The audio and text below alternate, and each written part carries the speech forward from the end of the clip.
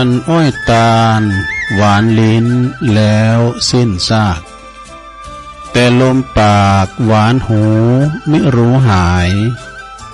ถึงเจ็บอื่นหมื่นแสนก็แคลนคลาย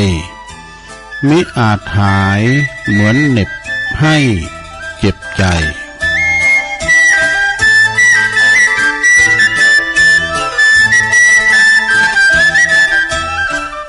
ก็ขอความนอบน้อมแด่พระรัตนตรัยอันมีพระพุทธพระธรรมพระสงฆ์เป็นสรณะที่พึ่งขอกราบแนบไต่ไหวสาถวายความเคารพมายังครูบาอาจารย์พระมหาเถรานุเถระท่านเจ้าคณะพระสังฆาธิการพระภิกษุสามเณรเจ้าจุโตนจุองค์กุวัดวาอารามพร้อมตึงสำนักที่พักสงฆ์โดยเนอก็ขอเจริญปอนมายังบรรดาปออกไม่ออกศรัทธาตันสาธุชนนักศีลนักบุญคนดีทั้งหลายบ่ว่าจะปิ้นปอหลงแม่หลงปอลุงแม่ป่าตลอดถึงปีป่านหน้าเอาอาศรัทธาตีนจ้องห้องวัดเถ่าแก่หนุ่มกำใจยิงต่างหลายคำแรงมาแล้วตะวันลับเหลี่ยมด้อยเหลี่ยมพาไปก็จะถึงเวลาคำมืดมาแล้วเนาะยามค่ำสุริยาความมืดจะมาปกคลุมก็มาฟังรายการสารธรรมยามค่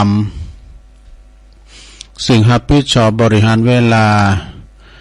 ดำเนินรายการโดยต้นตัวแห่งอาตมาภาพเก่ากับผมตุลุงนันชัยวัฒนาคเสโนเจ้าเก่าเจ้าเดิมแห่งวัดพระธาตุดอยน้อยตำบลดอยหล่ออำเภอดอยหล่อจังหวัดเชียงใหม่มาปะกันในคำวันเสาร์เนอะสถาเนอะในคำวันเสาร์ตั้งแต่เวลานี้เป็นต้นไปจนถึงหิม2 ทุ่มหมดแต่มันก็ย่างนะคือ7 โมงทุ่มนี่เฮาย่างให้กำนึงเนาะไปต่อทำทุ่มกึ่ง7 โมงกึ่งก็เอาทำหน่อยนึงเนี่ย มันเป็นขึกเป็นขักเป็นขันเป็นตอนเนอะตอนคำไม่นานเนอะสถาเนอะสมมติว่าถึง7 โมงปุ๊บไอ้หน่อยย่างให้กำย่างคือแม่หลงเขาพอหลงเขากินข้าวให้กำเกินนี่นะ เขาเรามาฟังแล้วเนี่ยมาปะกันแล้ววันนี้เป็นวันเสาร์เป็นวันเสาร์เป็นวันห่างวันดามพุกวันศีลตุ้ยนะศรัทธาญาติโยมมาปะกันวันนี้ก็ตรงกับวันเสาร์ที่21เดือนตุลาคมพุทธศักราช2566เข้ามานี่เด้อประตังสถานีวิทยุกันเด้อขอบคุณแม่ขจารโมเดิร์นเรดิโอ FM 94.50 เมกะเฮิรตซ์ของป้าน้อยสุวรรณคุณแม่อนงพรหมมินอันนี้ปุ่นเด้อแม่ขัดจานบนเนอสดาเวงเป่าเป็นหับสัญญาณลิงสัญญาณไปปีนออกตั้งหลายด้อยนางแก้วบ่เพิ่นฟังกันนะแล้วก็ขอบคุณวัดห้วยตองซักตัวเนอสถานีวัดห้วยตองซักเฮาจอมต้องนี่ก็ FM 98.75 เมกะเฮิรตซ์โซนไต่สายไต่ก็ฟังกันไปขอบคุณสถานีวิทยุวัดบุญญาวัดวิหาร FM 106.50 เมกะเฮิรตซ์โดยแล้วก็องค์ขลงในเมืองเนาะวัดไฟหินเนอFM 104.50 เมกะเฮิรตซ์เนอมช.ก็ฟังกันไปมาพบกันในยามค่ำคืนมอกโหคำสลอมคำซุ่มซิมเนี่ยนะมาอีกนาทีว่าเป็นกะล่างกินข้าวน้ำข้าวแรงกันนะพองก่อแฮมกินทำอาหารทำสำหรับกับข้าวแรงพองก่อไปเยการทำงานก็ยังบ่มาเตออีกพองก่อกินข้าวเรียบร้อยติววิทยุเขาปุ้นโหค้อมบนหรือว่าเตือนหรือว่าตีรับแขกห้องรับแขกระเบงก็ดีก็มาฟังรายการไปเนาะศรัทธาญาติโยมทั้งหลายแต่เจ้าก็ยังมีฝนหน่อยนึงกันเนอะเจ้านะตกมาสิหน่อยนึงเพราะหลายมันเก่านะตอน2-3 โมงเหมือนกันเนาะ ตกมาแต่ก็ฟ้าห้องฟ้าคัง แต่ตกไกลหลายของเน้อฝนในเจ้าใบย่างก็ใบย่างแต่ว่าเด้อนะอย่ามีโปรยปลายอยู่ฝนสั่งฟ้าเรียกว่าปลายฝนต้นหนาวเนาะ ปลายฝนต้นหนาวสถาก็กินข้าวน้ำข้าวแรงกันไปเน้อตุลุงจะเอาอันนี้มาว่าก่อนสว ผู้สูงวัยรีบต้องรีบทำนะเป็นขอเคยว่านะว่าเพิ่มเติมน้ำกั้มเนาะข้อแรกแปลว่าคิดอันยังใดก็รีบจดไว้นะเพราะว่าถ้าเฮาบ่รีบจดไว้บ่เฝ้าจดไว้มันจังลืมเอาง่ายๆนะมาขี้ลืมนะสวนี่นะบ่ว่าเปิ้นว่าโตแต่วันศุกร์ได้วันนี้วันเสาร์ก็ไอ้นะสมองมันฝ่อมันเสริมไปจ้ะว่าเปิ้นว่าโตหน้าผากนี่ก้างอยู่แว่นตาแต่นี่โหเนี่ยอีก็ลืมละแว่นตาก้างอยู่หน้าผากก็ได้ซอหานี่บุรณาป้อใบเอาไว้ตีนไหนพระน้อยว่าก้างอยู่หน้าผากตะลุงน่ะแต่ก็บ่เฮ้ยนำได้ซ้ำบนหน้าผากซะครับนะ มันก็จังลืมนะสวเฮานี่ซะนะเรียกว่าสัญญาไม่แน่นอนข้อที่2ลงถ้ายังเดินได้ก็รีบเดินเนอะซะนะเพราะยิงเดินยิงอายุมันยืนยาว การออกเดินทางเนี่ยอย่างน้อยก็วันละ20หรือ30นาทีเตี้ยวนะเป็นเบาเป็นเตี้ยวเปิ้นเตี้ยวนะเปิ้นโตเปิ้นว่าเป็นการออกกำลังกายอย่างหนึ่งนะเวลาว่าเฮาไม่ได้ออกกำลังออกคือออกไข้นี่มันร่างกายมันจะอ่อนเปเพแรงดีที่จะเป็นหงอยเนอะนะก็เตี้ยวพองแปลว่ายิ่งอายุยืนนะยิ่งเดินยิ่งอายุยืนว่ะแถมกรรมนึงเราขอ3แล้วลงนัดเจอเปิ้นหือรีบนัดเด้เพราะว่าเวลาพกเฮานี่มันเหลือหน่อยเต็มทีทุกนาทีที่ได้นับถอยหลังแล้วตุลุงก็ย้ำเท่าแต่ว่าตอนนี้ก็อายุมันนี่เท่าละใจมันบ่เท่า สุมาเด้ออันนี้ว่าเป็นกำลิ่นบ่ได้เนาะข้อที่4ลงกินยังใดก็รีบกินเด้อเด้อในขณะที่เขียวติ้มปากนะลิ้นยังสัมผัสหูฮ้อนหูจิ้มหูเผ็ดอยู่หูคุ้มหูหวานอยู่นะหูรสชาติอร่อยเนี่ยเปิ้นว่าลิ้นเฮายังสัมผัสได้กันลิ้นเฮาสัมผัสได้นะจางหูจิ้มหูหอมหูละนี่นะอันนี้ใครอยากใครกินเนี่ยก็รีบกินขณะที่ลิ้นเฮายังสัมผัสได้ยังหูรสชาติของอาหารนะ เปรี้ยวหวานมันเค็มเนาะข้อที่5เด้อลงเด้อข้อที่5แปลว่าแบ่งสมบัติให้ทายาทให้หือญาติใดก็รีบแบ่งให้เรียบร้อย จัดการมรดกให้ข้อที่6นะนอนได้ก็รีบนอนอย่านอนอย่านอนเกิน4 ทุ่มนี่ลงนอนนี่นอนกี่ทุ่มก็ได้แต่มันบัดลับเนาะนอนนี่นอนได้นะแต่มันบัดลับตาลับมันใจมันลับ อย่างเฮากินข้าวกับท้องมันอยากเนี่ยแต่ปากมันอยากเนาะนะเพราะว่ายิงนอนดึกยิงอายุสั้นสถาฉันเดินตุลุงฟังครูบาอาจารย์ฟังไปรับเฝ้าวิทยุเลยนะ ข้อที่7ไปเที่ยวได้ก็ให้รีบไปอย่าหาเหตุผัดกันประกันพรุ่งผัดวันประกันพรุ่งอยู่ล่ำไปผู้เกินวันเกินนี่นะข้อที่8โหนเลาะได้ก็ให้รีบโหนเลาะเนี่ยโหนเลาะนี่แปลว่าไข่โหแล้วเนาะ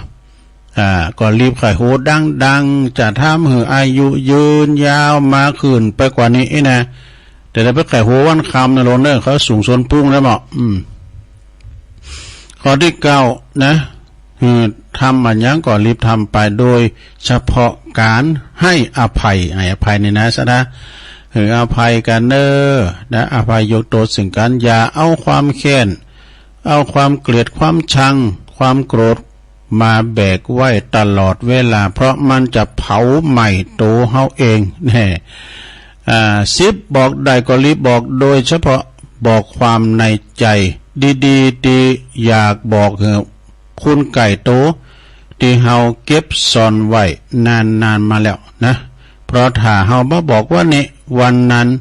เฮาอาจจะบ่มีโอกาสได้บอกเขาก็เป็นได้ตลอดชีวิตเลยแน่จบสดายาชบเอามาเล่าสู่จู้กันฟังในโรงเด้อนะไปกึดหนักกึดหลายตอนนี้ไปตุลุงเจ้ากรรมบากเก่าเนอะกรรมบากเก่ากรรมทำนายเพียงแต่คำทำนายในโรงเนอะไปกึดอย่างหนักนะกรรมทำนายโลกเฮามันปิ่นไปนะเพราะว่าจะได้ลองฟังพอนะอันนี้มาวามก้ำเกินของอาจารย์พระครูลายมาวันนั้นพี่น้องต่างเมืองนานบ่ได้ยินตรงวามก้ำเนาะมี2บทกันเด้อบทนี้เปิ้นก็ว่าโลกเฮาจะปิ่นจะเลียนโดยคำทำนายจริงหรืออีน่ะอ่านก็โจรเหยระมัดระวังมาขึ้นเด้อเปิ้นว่าเฮ็บเนี่ยมันมาตกยามหนาวก็มีให้หารให้อันเดียวเนี่ยเด้อมันก่อนนี่เมืองมนุษย์เฮานี่มันมี3ฤดูเนาะฝน4เดินหนาว4เดินร้อน4เดินเป็นตามนั้นเนาะเดี๋ยวนี้เนี่ยโอ้ปรากฏการณ์ฝนตกแล้วก็ปลาเอาเห็บตกยามหนาวก็มีมาละเพราะว่าฝนตกเห็บตกยามฤดูหนาวเปิ้นว่าหนุ่มจะไหว้ผมยาวเนี่ยปอจายจะไหว้ผมยาวสาวไม่ยิงจะไหว้ผมเสร็จเนี่ยปอจายจะนุ่งกระโปรงว่ะดู แล้วก็เขานี่จะราคาถูกลูกจะสอนปอแม่ถ้าทำมีแต่เนี่ยลูกจะสอนปอสอนแม่นะสระเนาะช่างเตือนลูกเนี่ยไปเฮนมาจบจบปริญญาก้าเนี่ยปอแม่ว่าอย่างก็ถึงได้อีแม่เขาจบอย่างปอ4ย่าเองเนี่ยจบปริญญาเนี่ยด็อกเตอร์หัวจักด็อกเตอร์ ไปปุขุนใส่ปอใส่แม่ช่างเตือนมันสอนนะสระเอ็มมาเข้าไล่แม่ก็รอ อันนี้แต่มีเนาะไม่คนทำเดี๋ยวนี้มันจะให้ได้เต้นสมัยนะเนาะเปิ้นเล่นเฟซเล่นไลน์อันนี้มันไม่ฮื้อตุลุงยังทำเน้นเน้นตุลุงมาฮื้อมันยังกระด่างกึกดึก เน้นมาบอกผู้อย่างตุลุงต้องเอาไปตากแดดโอ้เป็นว่าเอาไปตากแดดก็ดีมาว่ะวันนั้นก็ล้ำได้เปิดสายครับดูมันกระด่างนะเนาะแล้วก็เน้นแล้วมาแก้ไขให้ตุลุงเลยเน้นมันบอกว่าตุลุงต้องเอาตากแดดเอาไปตากแดดได้ประกาศตอนดีมาดู หูจุดมาแล้วกันเนี่ยถึงไหนล่ะ คนเพราะว่าลูกจะสอนปอสอนแม่ก่อนในบทปอแม่ทนุถนอมกอบเก่งเล่งใหญ่นากาบ้านเล่งใหญ่มากแล้วเอาเข้าลูกมาสอนปอสอนแม่ปอแม่นี่เล่งใบใหญ่ก้องใหญ่เผื่อมีความหูปีกกาค่าแข้งบินไปอีกก็มีนะซะได้เนาะแต่เปิ้นก็ว่าต่อไปว่าลูกจะสอนปอสอนแม่คุณตาคุณแก่จะได้เฝ้าบ้านก็แต้กันเนาะจะได้เฝ้าหอเฝ้าเฮือนคุณอันธพาลจากคลองเมืองต่างก็ลือเลิงคนชั่วมั่วอบายมุกเนี่ยแล้วก็ความสุขจะหายสูญไปเนี่ยแต่กันเนาะสะดาเนาะความสุขห้อมก่อนเนี่ยโอ้ยมันโมนเนาะเขาวัดเขาว่าวัดบางวัดเดี๋ยวนี้ปิดวัดนะสะดาเนาะปิดวัดนะก็เอาอันเข่าเอาแกงไปไหวให้น้ำตัวโห่นะสะดาเนี่ยประเด็นนี้ความสุขมันขดายเนอะก่อนนี่โอ้ยอยู่วัดอันบึ้ดวัดใดที่เปิ้นอยู่กลางชุมชนนี่นะตัวหลวงเดิมได้รับดีบึ้ดคุณเถ่าคุณมาแอวหา บึ้ดคุณเถ่าคุณนึงมาแอวหายมันกลางวีกลางวันนะอีดูแต่บนดอยยังสบายหน่อยในมันมือไหนก็ฟ้าแม่ไป ตามบนดอยหน่อยนะเพราะมีลำไผ่มานี่มันเปิ้นมาไหวทานนี่จะมีความสุขนี่จะสูญหายจะหายสูญบาปบุญจะพอบาหันเนอะนี่บาปบาหันมาเป็นว่าบุญบาหันมามาบาปก็บาหันมามง เนี่ยบุญมันเป็นจะหือบาปมันเป็นจะหือสวรรค์ไม่จะได้มรณะไปจะได้มันมีเปิ้นอุพิจุกันให้มันได้เนี่ยพอคุณมาเจอกับมันเป็นว่าอีน่ะฝรั่งมันแปลงยานอวกาศขึ้นไปโลกพระจันทร์มันหันสวรรค์สักเช่นเนี่ยมันคือเป็นบาหันสวรรค์หมดบาหันสวรรค์สักแค่น่ะเพราะมันมีสวรรค์6แค่น่ะ มีดูนะฝรั่งมาว่ามีว่ะนี่มันต้องไปพูนว่าเปรบเทปตรงกันนี้เนาะนี่แล้วก็เป็นว่าบาปบุญคุณจะพอบาหันอันใดเป็นบาปเป็นบุญหัวนะสัตว์และคุณจะเป็นโลกเด็กเนาะสัตว์และคุณจะเป็นโลกแต่ว่าเขาพอโลกโควิดเนี่ยมันมุงตรงมาที่คุณนะหมูหมากาไก่มันเข้าหาดูแต่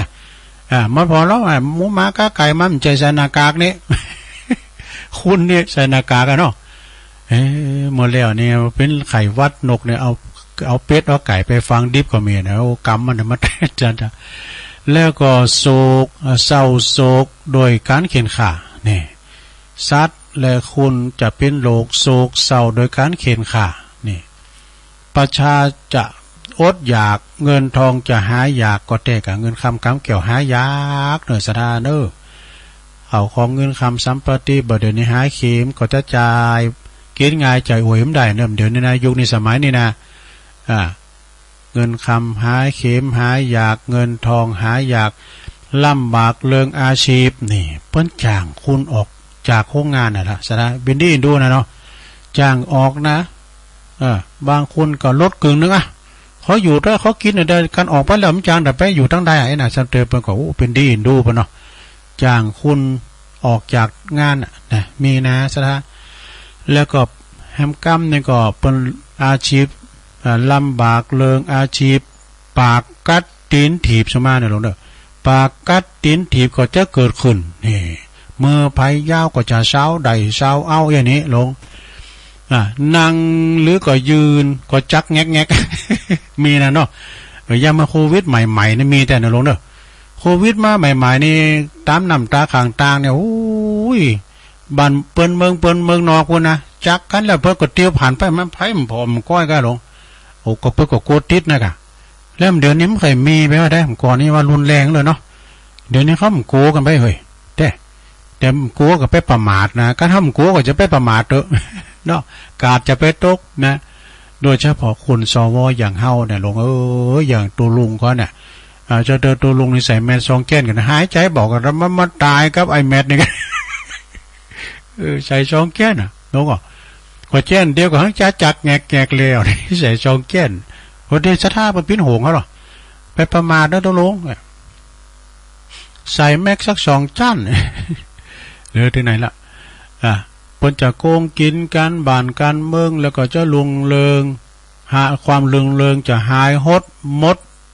ถามว่ามดกาลียุกมดโควิดแล้วนะถึงจะดีวะบ้านเมืองก็จะคอยดีขึ้นมาฟื้นโตขึ้นมาวะแผ่นดินก็เป็นว่าพื้นแผ่นปฐพีก็จะชุ่มฉ่ำไฟน้ำไฟก็จะไหลอีกครั้งครายังจะต้องอดทนไปก่อนเนอะเนี่ยจบสระ อันนี้เป็นขอคิดดีๆที่อาจารย์ท่านพระครูอภิวัฒนวิกรมเปิ้นสูงมากตุลุงวานันตุลุงวาแล้วกันนะแต่ก็มันคมชัดลึกดีตุลุงก็เลยมาวาทำกรรมเพราะว่าเปิ้นออนไลน์ไปบุญเนาะไปตั้งแปลนานความจริงมาอยู่ในไลน์เปิ้นก็อ่านกันแล้วแต่ว่าที่แม่โลงเขาอีปอเขานี่กะเปิ้นจะมีโทรศัพท์เนี่ยเปิ้นมีการวิทยุฟังกันไปนะหลวงเด้อเนาะเอาทำอย่างหนึ่งอันนี้ก็เหมือนกันเนอะสถาเหมือนกันครูบาบุญดอยนกยุงบุญเป็นสูงมากนะวันนั้นก็ฟังละก็เลิงกับเวลามันเลิงอย่างมากนะข่าวมันมากติ๊กๆกันนะถึงเมื่อว่าเลิงตำรวจทหารก็มาโลนะเลิงตู้เจ้าก็มาโลนะแล้วเดี๋ยวก็ข่าวเลิงตู้เจ้ามันจะมีถึงวันข่าวเลิงตู้เจ้าเลิงเต่าตกน้ำมันแต่ตู้เจ้ามันตกธรรมะนะอันนี้ทำอย่างเดียวนะลองฟังก่อนนะพิจารณาธรรมหลังพักเบรกกินเข่านี่นะครูบาเป็นวานะก็กลับมามองมุม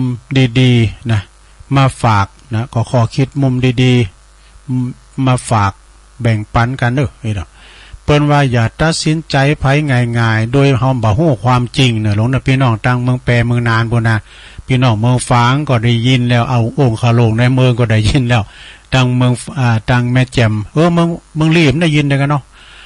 พี่น้องเมืองลีก็ฟังอยู่เนาะเดี๋ยวนี้เนาะแต่กันเนาะเมื่อคืนนี่เพิ่นจังได้ยินนะ ถ้าว่าเมื่อเจ้าแต้ๆมอกเวลามอกตี3เนี่ยถึง5 โมงเนี่ยได้ยินนะโดยเฉพาะตุลุงจะออกตี3ถึง5 โมงกัน5 โมงเนี่ยสถานีต่างๆเปิดแล้วเนาะเปิ้นว่าเมตุเจ้าตุนหนึ่งขับรถออกจากวัดไปยามกลางคืนดึกๆดื่นๆนี่ไพ่หู้นำปืนเพราะว่าเปิ้นนำเอาสามเณรที่ป่วยนักรีบส่งโรงพยาบาลอย่างฉุกเฉินแต่คุณไปหันตุเจ้าขับรถออกวัดนะเปิ้นว่าบ่หมายความว่าคุณขับรถเปิ้มอยู่ไปเยี่ยมแม่เปิ้นแล้วก็คุณหันก็เลยถ่ายรูปลงโซเชียลนะ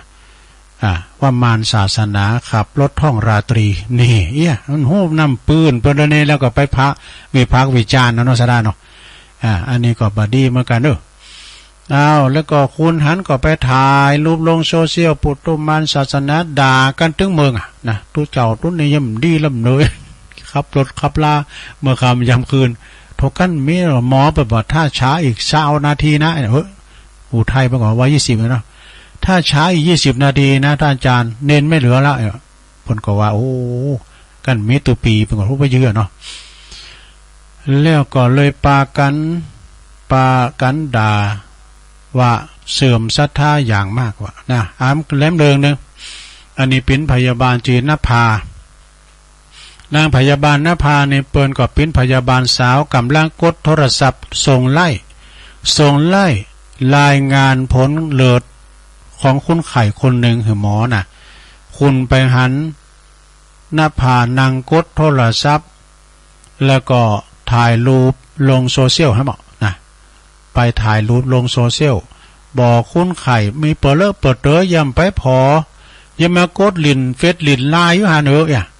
นะยังมาลงอยู่ที่แต่โทรศัพท์มากดไล่กดยังอยู่หัน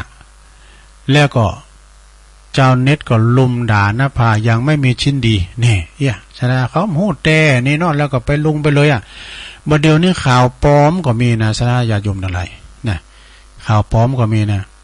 แล้วก็วินมอเตอร์ไซค์ปากซอยวินนี่เป็นขับจ่างขับรถเคืองแล้วไปสูงคนนะกำลังใจไม่ฟาดชายคนหนึ่งนะตีกันลังเป็นกระชักสอยมานี่ผ่านมาเนี่ยแล้วก็วินมอเตอร์ไซค์ยับใดต่อสู้กันเพื่อใจไม่ฟาดคุณเห็นก็ถ่ายรูปลงโซเชียลหาว่าวินโหดวินมอเตอร์ไซค์โหดฟาดอย่างไม่ยั้งคนที่ไม่มีทางสู้ ก็มันลักมาศัตรูใช้ข้อคำบนมาเนี่ยเนาะนะก็ลุมด่าขจรปจีขจรเนี่ยลุมด่าขจรทั้งประเทศดูมันพูดแต่แฮมก้ามนะตุปีมานพนี่จือเป็นมานพนะพระมานพนี่เปิ้นเป็นตัวเจ้าอยู่วัดก่อมหูเลิงหูลาวอย่างแต่เปิ้นมีแม่เปิ้นป่วยติดต่างติดเตงน้องบ่าวของเปิ้นก็พอก็ดูแลถึงวันป่อนข้าวป่อนน้ำลงแล้วมีอยู่หันวันหนึ่งเนี่ยน้องของเปิ้นเนี่ยนะลูกหลานของเปิ้นเนี่ยเปิ้นอุปถากอุปถัมภ์ปุ่มลูกปุ้งนอนแม่ของเปิ้นแล้วก็มีหันวันหนึ่งเปิ้นจะได้ไปทำธุระที่จำเป็นตอนนี้แม่ก็ไม่ได้กินก่อนเลยบอกเหตุตุปีอันตุปีมานพเนาะเปิ้นเป็นตัวอายเพิ่นเนาะตอนเพิ่นเนี่ยขอตุปีมาผอยแม่กันเด้ออันข่อยจะไปทำธุระนะตุปีซื้ออาหารการกินที่เปิ้นสอบมาให้เพิ่นเด้อตุปีก็ฉันเพลแล้วก็ไปนี่เนาะฉันเพล11 โมงไปแล้วก็ไปมันพอกับแวตูบตาตูบกาดล้านก้าซื้ออาหารข้าวดีแม่สอบนะข้าวตีแม่สอบมีหยังพองนะมีหยังก็ซื้อเกาหลีผสมเกาเหลาพระใจยังไงเกาหลีก็คือเกาหลีกันเนาะซื้อเกาหลีแล้วก็โคกอมกอนี่ภาษายองเป็นหัวเหลืองพัดตะเภาไก่ดาวพัดตะเภาตีของโปรดตีแม่สอบนี่ยามบ่ายซองแล้วคุณหันก็ไปถ่ายรูปตุปีมโนปลุงโซเชียลนี่คุณก็ลุมด่ากันทั้งวัดนี่ทั้งประเทศว่าเพิ่นว่านะนี่คือโซเชียลมีเดียที่มีคุณจำนวนบ่น้อยที่ตัดสินคุณโดยตัดสินคนอื่นจากสิ่งตีหันและก็ทำตัวเป็นสารโซเชียล พิพากษาจี้พิษจี้ถูกคนอื่นนี่อีนาสดาเนอะนับได้นับถ่ายมันได้นะเนาะแล้วก็มีสักกี่คนที่ว่าเพิ่นจะหันความจริงเพื่อหันความจริงโอ้เอาไปถ่ายลงโซเชียลโอ้คุณเปิ้นพอด่ากันถูประเทศแล้วก็มักเกกตัวใดเนาะอ้าวจบลงไปศรัทธาขอคิดประจำวัน โซเชียลนี้จะธรรมดานะถ่ายไว้เลยก็ไม่ได้นะ นอศรัทธาเนาะเพิ่นส่งเฟซส่งไลน์เนี่ยนะศรัทธามีทำบทหนึ่งธรรมภาษิตสอนใจเรื่องกฎแห่งกรรมมีจริงหรือไม่นี่กฎแห่งกรรมมีจริงลงกรรมคือหยังกรรมคือการกระทำเฮาอาจจะบ่ใครพอหันเรื่องกรรมเรื่องอันกรรมเนี่ยนะแต่สิ่งที่เฮาควรตระหนัก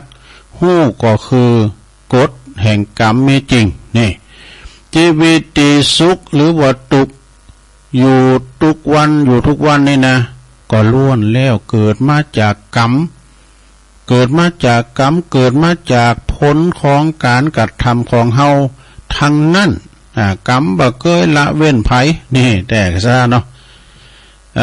บ่ว่าจะคุณเป็นคุณรวยคุณจนบ่ว่าคุณจะสูงหรือว่าจะต่ำนี่บ่ว่าคุณนั้นจะเป็นไผก็ตามกรรมนั้นรอให้ผลทั้งบุญแล้วก็หรือบาปนะหากว่าเฮาบ่เกรงโกสิ่งใดแต่ก็จงเกรงโกบุญบาปกรรมเด้อโกเพราะว่าโกบุญบาปเนี่ยบุญนั้นต้องโกนะถ้ามาก็ใส่ซองเลยลงเด้อต้องโกบุญแต่บาปนี่โกด้วยนะบุญมันมาบั่นมาผลของการกระทำตัวบ่มีไผมาหับแทนเด้อเฮาไผจะมาหับแทนกรรมผลบ่ได้นอกจากตัวเฮาเองกรรมบ่เคยหนีหายไปที่ไหนแต่มันจะล่อให้ผลอย่างความยุติธรรมนี่กรรมบ่ลงเจ้านะตายไปแล้วเกิดมาทำจายังตุ้ยมาอยู่เนี่ยอย่างพระโมคคัลลานะเนี่ยสดาเนาะคุณเอาเกิดมาเป็นอย่างอันนี้นะสดามันต้องเกิดอย่างกรรมของเปิ้นเนี่ยการเอาเกิดปงโตระว่ากรรมอีเนี่ยก็แล้วนะไปเกิดมาอย่างนั้นคุณรวยแท้ๆเนี่ยลูกคุณรวยแท้ๆกันเนี่ยนะเพิ่นจะเกิดมาเป็นอย่างเนี่ยก็มันกรรมสัตว์โลกมีกรรมเป็นของตนนะไผทำกรรมอันอย่างเอาไว้ก็จะต้องได้รับผลของการกระทำนั้นๆเด้ออันนี้เป็นความจริงที่พระพุทธเจ้าทรงตรัสรู้นี่เอาทำกรรมหนึ่งสถาอันนี้ธรรมะกับชีวิต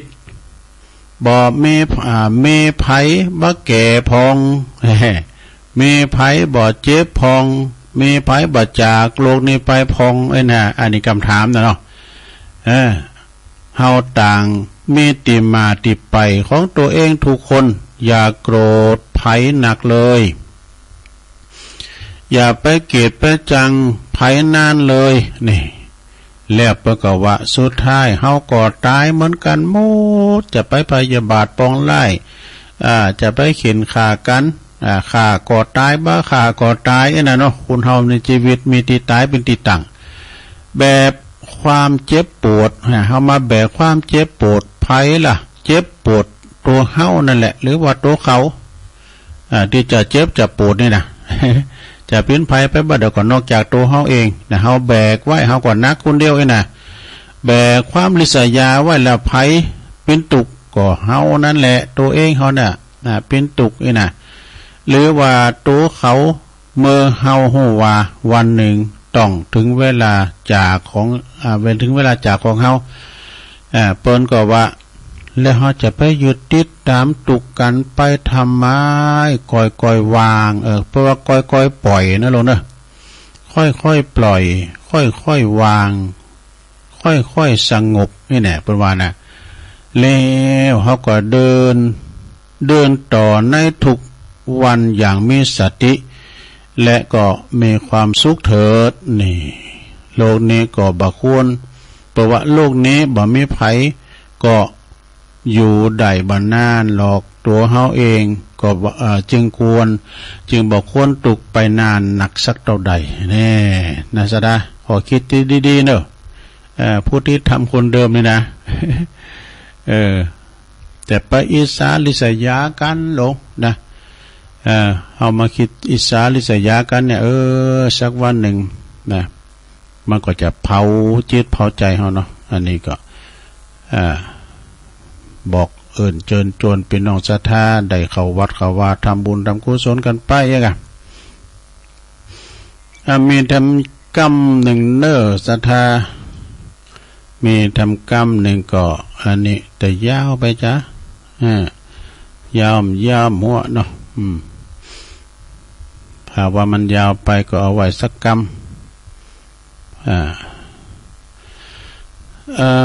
เนี่ยเพิ่นก็บอกว่าเป็นคำกรนี่กันเนี่ยอ่านแล้วก็ถูกใจเนี่ยขออนุญาตสอบไว้ส่งต่ออ่านเนี่ยก็เพิ่นได้ยินหมดอ่ะ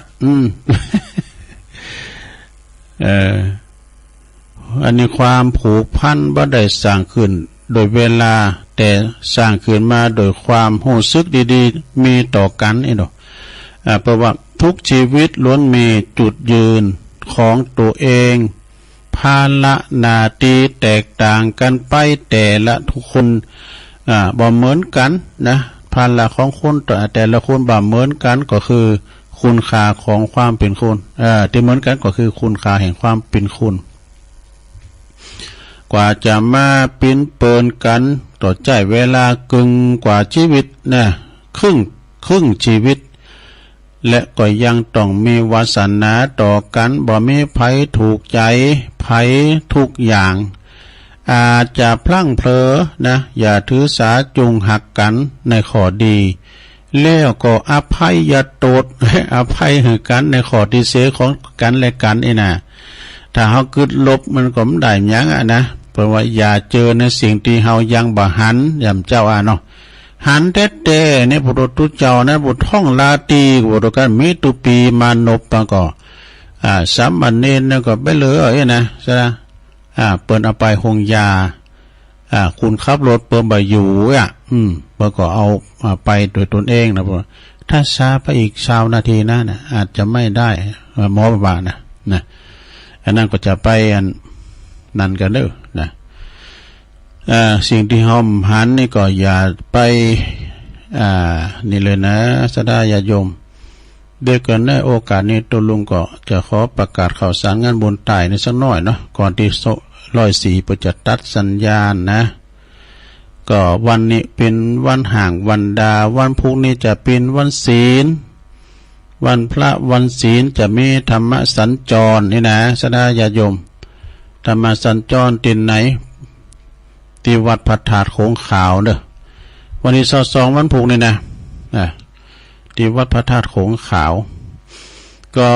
คณะสงฆ์อำเภอดอยหล่อรวมกับวัดพระธาตุโขงขาวขอเชิญพุทธศาสนิกชนลมฟังเทศน์โครงการพรรษาสัมพันธ์นะ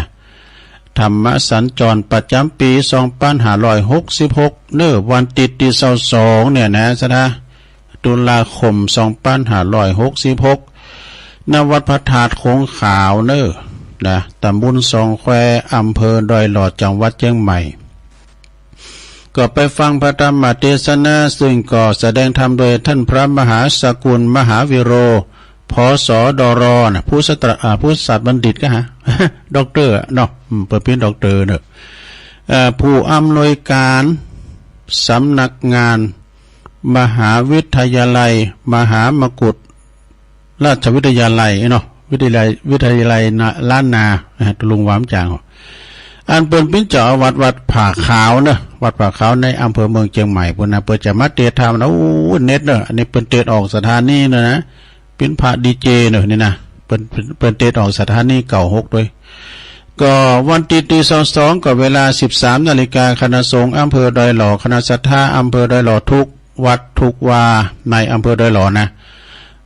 เปิ้นก็จะเดินทางมารวมกันมารวมกันนะมารวมกันที่วัดพระธาตุโขงขาวแล้วก็นำตุนปัจจัยเนอะหลวงพ่อท่านพระครูสาธุกิจจานันท์ เปิ้นก็บอกให้ตั้งคณะสงฆ์ว่าใครจะไปเอาสั่งมาเด้อนะแปลงต้นมาปักยอดมาอย่างต้นคานะนี่นะเอาตุ่นคามาเด้อครูบาอาจารย์นะมาลุงถาเบนสถาก็มาลุงถาเบนเพื่อจับรางวัล ก่อนปิกบ้านปิกจองนะเพื่อจะจับสลากกันเด้อมีรถถีบเป็นกั้นกันหลายอย่าง 13.30 นเนี่ยบ่ายโมงกึ่งเนี่ยก็องค์เตเดินทางมาถึงวัดพระธาตุโขงขาว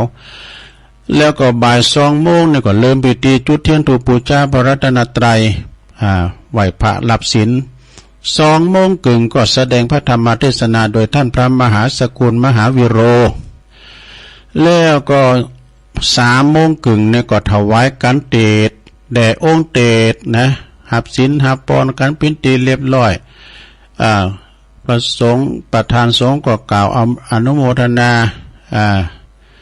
แก่ผู้มาร่วมงานเนาะแล้วก็4 โมงนะ 16.00 นนะวันพรุ่งนี้ก็มารุ่นรางวัลใหญ่กันเนอะเพื่อจะจับสลากเวลา4 โมงแรงจับสลากก็เฮาก็ไปถึงก็ไปขึ้นทะเบียนก่อนนะเรานะไปลงทะเบียนก่อนจะมีเจ้าหน้าที่เทศบาลรอรับนำใจแจกเบอร์กันไปเอาควางนะเบอร์นั้นมีนี่นะมันมีรางวัลนะอย่างน้อยก็มานะลงเนอะ เป็นว่าทั้งเหลืองหมอเนี่ยวะข้าวสารเนี่ยมีพิกระสอบนะแต่กระสอบน้อยนะมีเครื่องใจไฟฟ้าโอ้หลายอย่างเลยซะนะแต่ตุลุงเปิ้นมาฝากตุลุงนะเป็นมอสิกอะนะอันนี้วัดนั้นเอามาหลายอย่างมีเพลกระเซ้าแบรนด์บุญนี่มีเพลรถถีบพวกนี้นะมีหลายอย่างนะมารุ่นรางวัลพี่น้องตั้งหลายปีก็มาได้เริ่มจำกัดนะมากันได้หมดแพ้มากกว่าได้รางวัลหมดเด้อนะวันพุธนี้นะที่วัดพระธาตุโขงขาวคณะสงฆ์ตึงเทศบาลเทศมนตรีตึงอบตตึงชมรมกำนันผู้ใหญ่บ้านนะเพื่อจะมาฟังเทศน์ฟังธรรมมีท่านนายกถึง4-5 ตำบลนะมาหมดท่านกำนันก็มาหมดแล้วก็โดยมีได้รับเกียรติจากท่านในอำเภอดอยหล่อนางวาสนาบุญธรรมช่วยเพื่อจะมาฟังเทศน์ด้วยเนอะนะขอตักตั้งหลายหน่อยเนอะศรัทธาแม่พันธวรรณะน่ะแรงนี้เปิดบริฟังจับตุลุงพอดี คุณแม่กันดาศรีเนตรฟังจากอำเภอสันกำแพงชัดเจนดีเนี่ยโอ้คนดอยนกยุงเนอะเมตตาบารมีธรรมหลวงพ่อพระครูสันติเจติยากรในไหวสานะครับเด้อครูบาอาจารย์แม่อุ้ยน้องโตยคุณแม่จิรพันธ์โมป้ออันนี้ฟังจากแม่ขจารปูนเวงป่าเป่ากราบไว้สาธุลงเจ้าฟังชัดเจนดีนะแล้วก็โยมยุพินหอมมาลาปีน้อยฟังจากแม่โยกเนอ104.50ชัดเจนดีไฟหินก็ฟังอยู่เนาะเปิดเล็กเปิดอยู่อันนี้ก็เป็น เป็นตักตั้งลายเพราะมีหลายมันเก่าซะนะตั้งลายก็เพราะมีหลายเพราะว่ามันเหมือนเจ้าเนาะผลประโยชน์คือปีกคำปีกแรงไปก่อมฟังกันหลายแต่ว่าเลยจบจากตัวลุงในแล้วก็วันนี้วันเสาร์ก็ฟังอาจารย์ท่านพระมหาเสาแก้วเนาะตั้งสายตั้งพีนาตั้งดอยหลอดอันเนี้ยฟังท่านพระมหาเสาแก้วหรือว่าท่านพระครูปริยัติรัตนโชติสายเข้ามาอาจจะเปิดสายก็ได้เนาะเปิดสายก่อน089โอ้หลุดไปแล้ว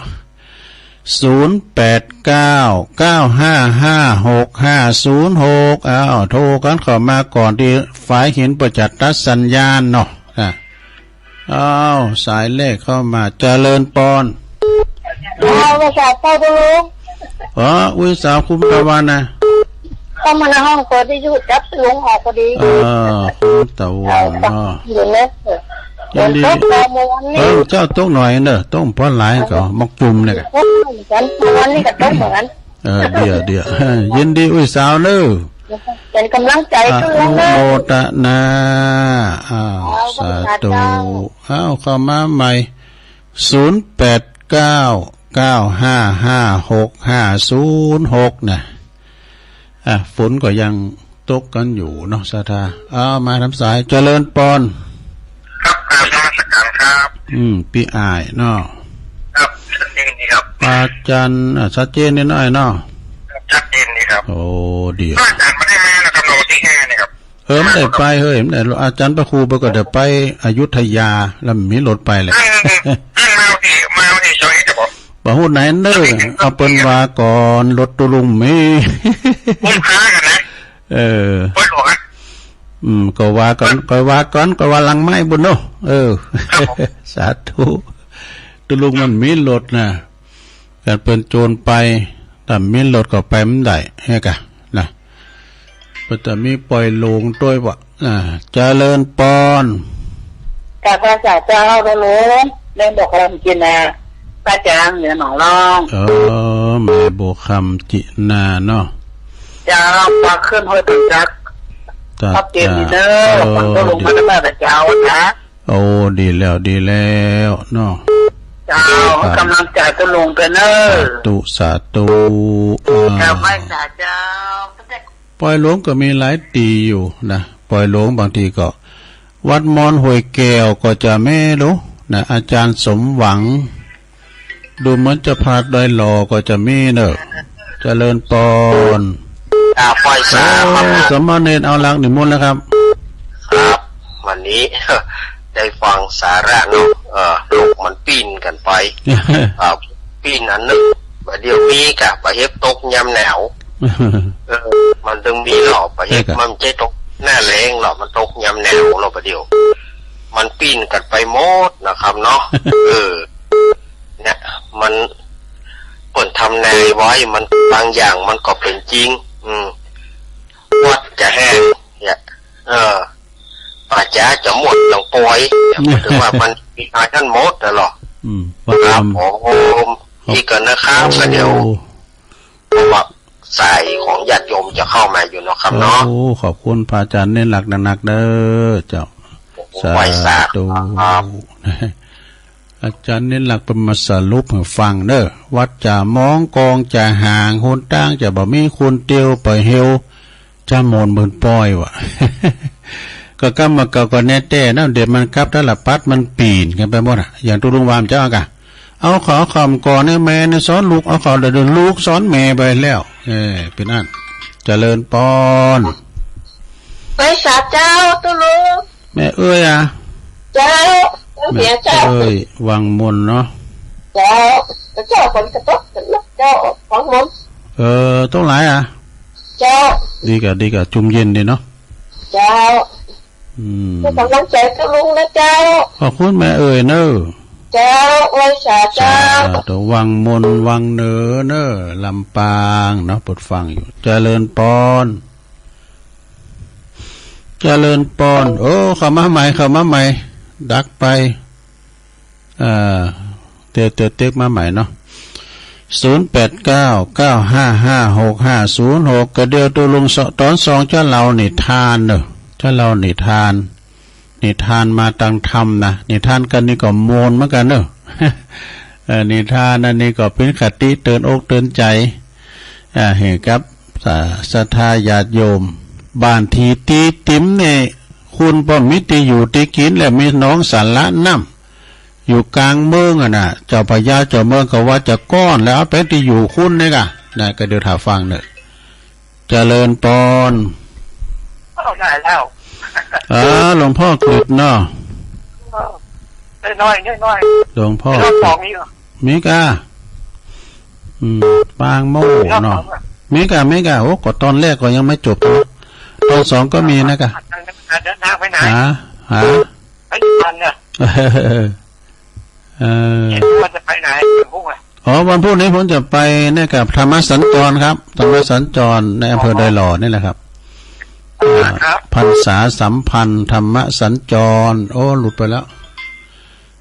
เจริญปอนสวัสดีตุลุงตอนใดจ้าเนี่ยปออกอยู่วัดม่อนสมพอไว้สาหลวงปู่ขอโทษด้วยนะหลวงปู่ไว้สาครับเรามนทาพวกอันเหล่ามนทาเป็นคิดสลากครับหลวงหลวงพ่อมาเลยผมกับพวกไปเมื่อกันนะผมก็ไปอันปอตัวปีวันใหม่นิมนต์ไว้มากัน นะจ๊ะโอ้ว่าเด็กไปไหวสาหลวงพ่อตัวหลวงเดี๋ยวจะทำอ่ะอนุโมทนานะโอ้ไหวสาครับไหวสาครับโตสาธุหลวงปู่เนอะพระเดชพระคุณหลวงปู่ท่านพระครูปฏิภาณธรรมทินครูบาดอยเนอะเปิดกดติดตามฟังตุลุงน้ำภูปจะมาเหล่ามนทาทิพย์กินสลากวันพุกเนอะสถานเนอะเจริญปอนแต่แม่แต่เจ้าตุลุงชัดเจนเลยเจ้าแม่เลี้ยวแหละเจ้าอันนี้แม่เลี้ยวนี่แม่เลี้ยวนี่อยู่คงเป้านะหมู่11นะชัดเจนเลยนะแม่เนาะ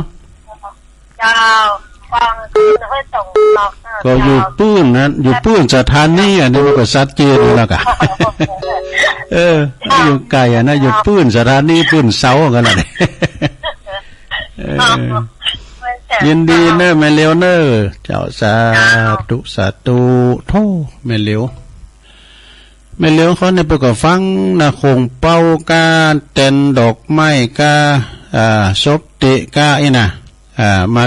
ตั้งหวยตองซักอังคัดลักกาอ่ะเนาะเจริญปอน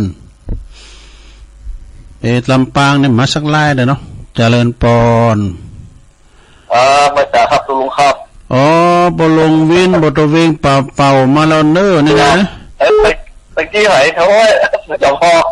หลวงพ่อดอยอ่ะครับโอ้ปนโทรมาหาตุลุกตุลานผู้ประจำมาผมไม่เอาสลากด้วยสวัสดีครับเรียกว่าเขากลมหูเนาะลงเลยม่วนเขากลมหูเท่ากับว่าอันพอออกโทรจากไหนม่อนจอมพอสะดุ้งยะหอกจะเลื่อนปอนพระเจ้าตุลุงยองอันนี้ตั้งได้ใจไหมแม่ติ๋มเจ้าโอ้เป็นปีน้องอุโมงค์หลับปูนเนี่ยนะแม่ติ๋มเจ้าเมื่อแล้วมันได้โทรหาท่านเนาะ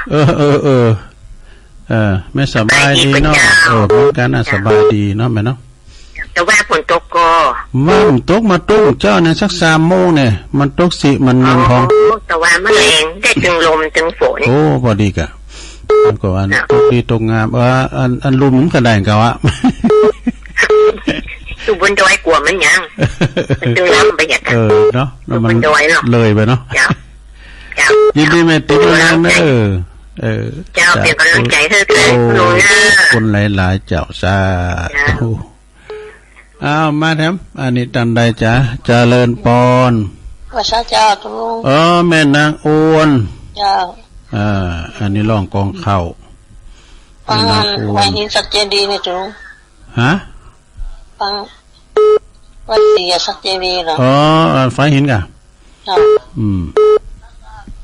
อันผู้ก่อวันศีลทำแล้วกะตุลุงเฮ้ยใช้พรให้ไปไหนก็บอกหูเหมือนกันทางใดก็ดีก็เดิมขาดสักทีเนาะแม่นางอ้วนร้องกองเข้ายินดีนะแม่เด้อเจ้าสาธุร้องวัวแดงสันกับแป้งเจียงใหม่เจริญปอนเจ้าตุลุงตั้งได้จ้าแม่ลอกสักปิงเจ้าโอ้ล่อมาแล้วแม่ครูสุพรรณาอิมังเนาะแต่ฝนตกก็ตกเจ้าหน่อยงับมันไม่ตกตอนเจ้าแล้วก็ตอนแรงนี่เห็นหน่อยพอดีกะวันที่30แม่เราก็จะไปลูกไปบ้านนะเชิญนะมากินมะตาลหน่อยกันเด้อแม่เจ้านิมนต์ไปร้องไปอ่ะไปกับแพ้หลังฟังปิ้งแมนบ่กะเจ้าลดน้ำมันเจ้าเลิศปอนยินดีเนอะก็ตุลุงก็ขอยอบอย่างให้เกิดในโรงเด้อเพราะว่าก็เดี๋ยวก็มาว่าต่อเนาะก็เดี๋ยวก็มาว่าต่อครับพักเบรกก่อนเจริญปอน